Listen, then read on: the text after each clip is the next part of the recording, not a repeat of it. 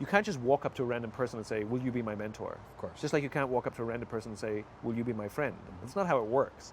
One of my mentors, Ron Bruder, taught me what mentorship was really all about. I met him professionally. I was introduced to him. He was very accomplished, very successful, many years my senior, very wise. We got along. And, a week or two later, I had a question that I thought he might be able to help me with. And I called him and he took my call. I'd only met him once. And then he took my call again. And then we met for lunch. He just kept saying yes.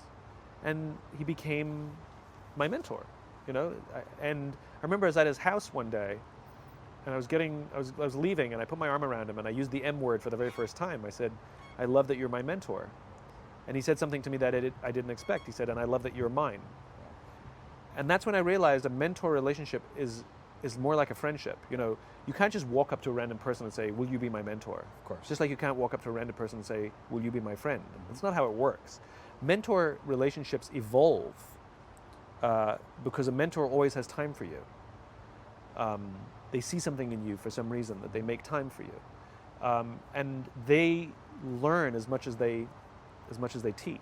Yeah. They come into it because they learn something. I never knew that Ron was getting something from our time together. I thought he was just doing me favors because he was an amazing guy.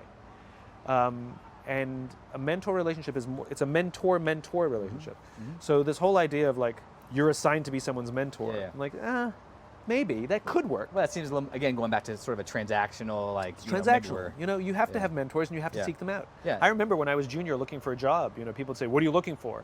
And my standard answer in every interview as an entry-level, idiot was, that's the theme in my career.